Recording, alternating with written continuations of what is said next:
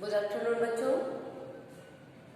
आज मैं आप लोगों को आपके पाठ्यक्रम में जो निर्धारित अलंकार है उसी का दूसरा रूपक अलंकार के बारे में मैं बताऊंगी। इसकी परिभाषा उदाहरण तो मैं पहले भी आपको पढ़ा चुकी हूँ। आज फिर ये आपके दोहराव कार्य के अंतर्गत है। इसके पहले मैंने उपमा अलंकार की परिभाषा 2-3 उदाहरण के साथ समझाई थी। मुझे पूर्ण विश्वास है कि आप सबका तैयार होगा। अभी आज देखिए रूपक अलंकार की सबसे पहले परिभाषा देखेंगे कि क्या है इसमें। ये आपके अर्थ अलंकार का ही एक भाग है। अर्थ अलंकार का ही एक भाग उपमा अलंकार आप पढ़ी है।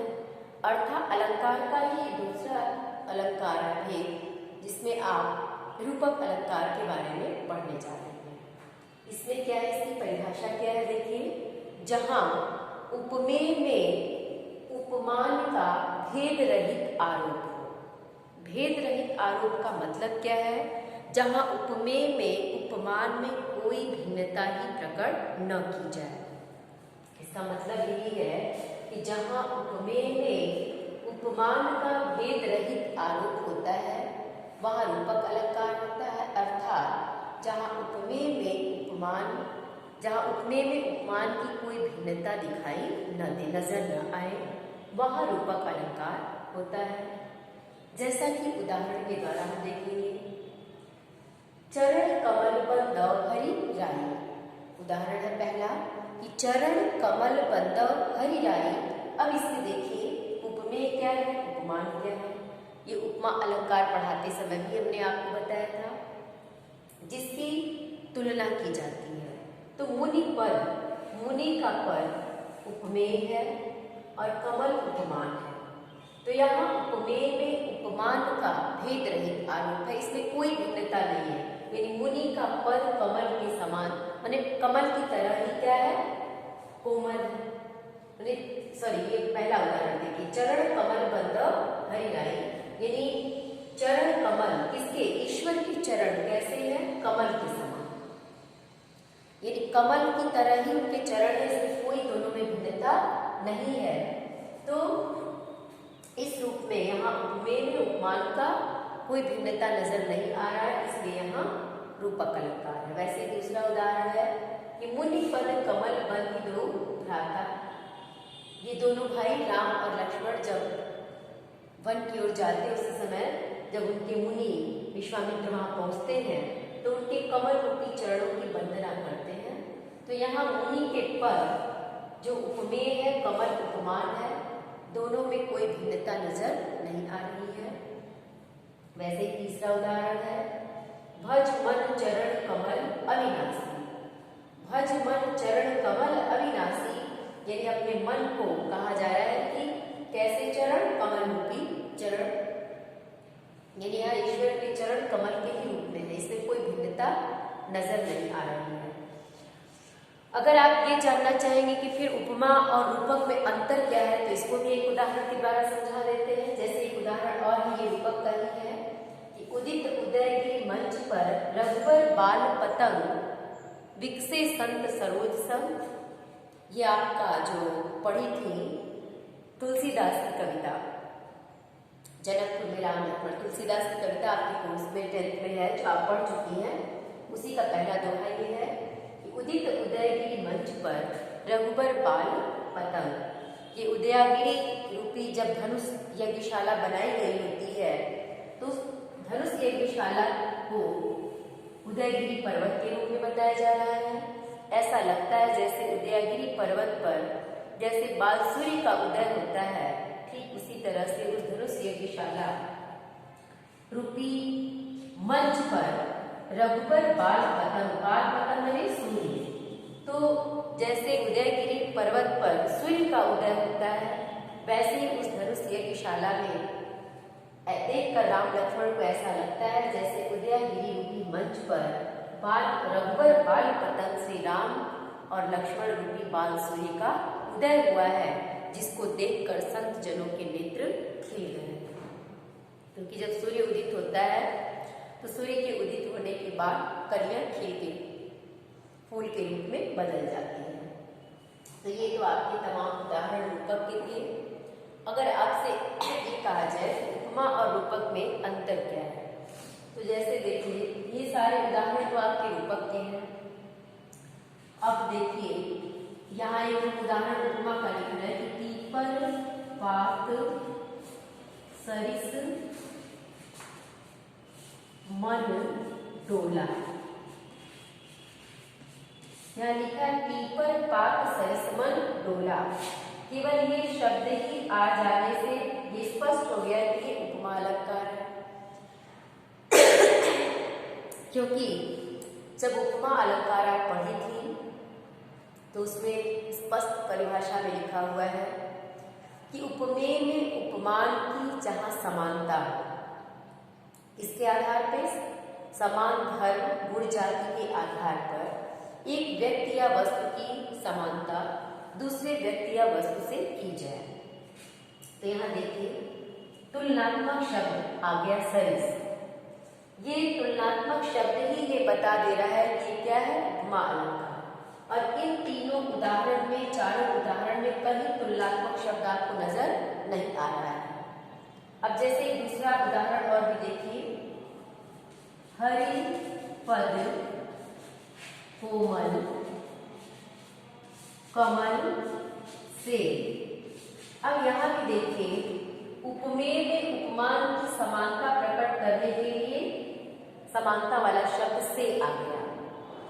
अब ये से शब्द ही बता रहा है कि ये रूपक न होकर के क्या है, उपमा है। आपको यही ध्यान देना है कि जहाँ उपमेय में उपमान की समानता प्रकट करने वाले शब्द सा, से, इव, समान, ये शब्द जहाँ भी आ जाए वो स्पष्ट रूप से हमें समझ लेना है कि उपमा है। और जहाँ उपमेय में उपमान की भिन्नता कहीं दिखाई ही न दे, अर्थात भेद रहित आरोप हो, दोनों एक दूसरे पे बिना भेद के आरोपित हो, वहाँ क्या होगा, रूपक अलंकार। तो मैं उम्मीद करती हूँ बच्चों आप इसको समझ रहे होंगी। और एक अलंकार और है आपका, उसको भी आज मैं बता के खत्म ही कर दूँ, क्योंकि ये तो मैं आपको पढ़ा चुकी हूँ, सिर्फ आपका ये दोहराव कार्य में चल रहा है। अब देखिए एक और रह गया, उपमा रूपक पढ़ चुकी है, उत्प्रेक्षा।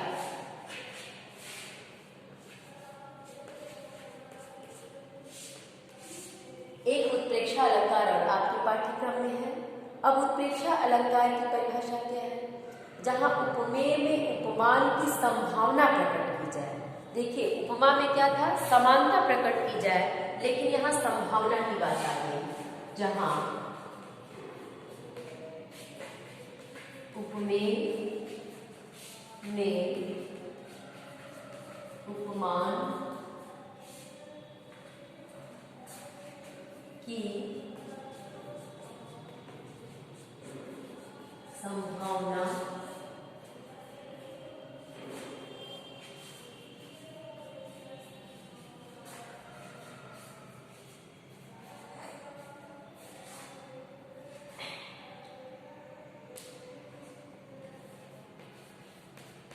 वहां उत्प्रेक्षा अलंकार होता है।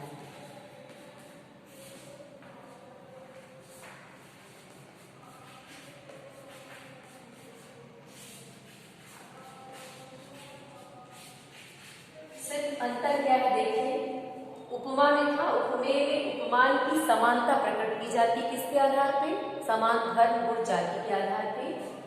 उत्प्रेक्षा में क्या है, उपमेय में उपमान की संभावना प्रकट की जाती है, वहां दो बार हो गया, की जाए, वहां उत्प्रेक्षा अलंकार होता है। की जाए वहां क्या होगा, उत्प्रेक्षा अलंकार। इसके वाचक शब्द हैं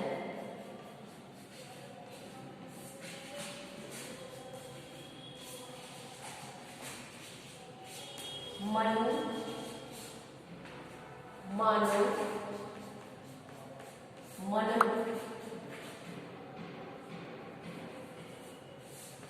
जनहु,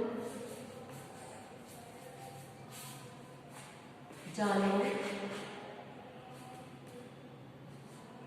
ये इसके वाचक शब्द हैं। कहीं ना कहीं ये शब्द आपको मिल जाएंगे। देखिए उत्प्रेक्षा अलंकार में जहाँ उपमेय में उपमान की संभावना प्रकट की जाए वहां उत्प्रेक्षा अलंकार होता है। इसके वाचक शब्द मनु, मानो, मनम, जनम, जानो। कोई भी उदाहरण आप देखेंगे उसमें ये शब्द कहीं ना कहीं आपको आ जाएगा। जैसे एक उदाहरण मैं ये लिखती हूँ,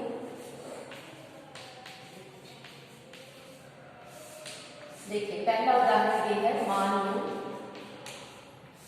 तरु भी झूम रहे हैं मंद पवन के झोंकों से।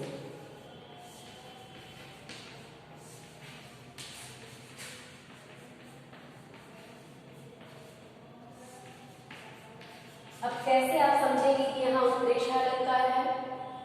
देखिए मानो तरु झूम रहे हैं मंद पवन के झोंकों से, यहाँ संभावना प्रकट की जा रही है। उपमेय में उपमान की संभावना और वाचक शब्द मानो आ गया। यहाँ वाचक शब्द क्या आ गया? मानो।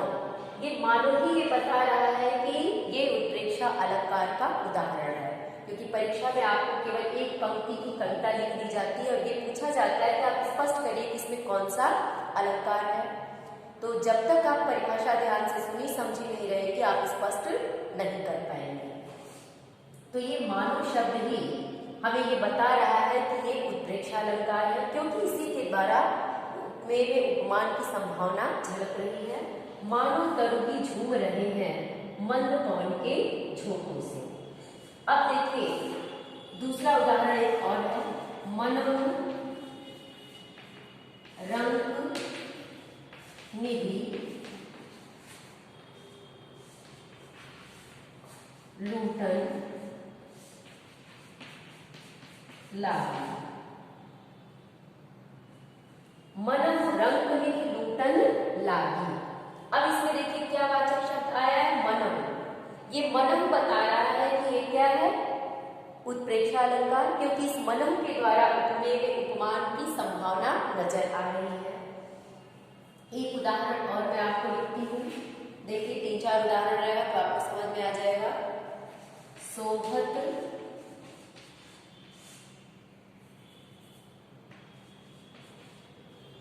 ओढ़े, शोभत ओढ़े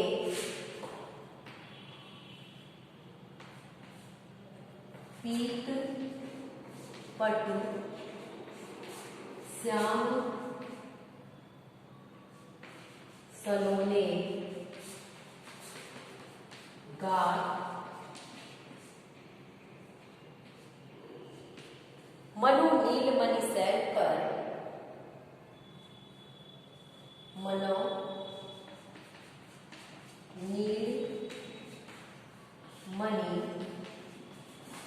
सैल पर आतप परेनु प्रभात। अब देखिए यहाँ एक उदाहरण ये भी है, यहाँ भी संभावना उपमेय में उपमान की संभावना प्रकट की गई है।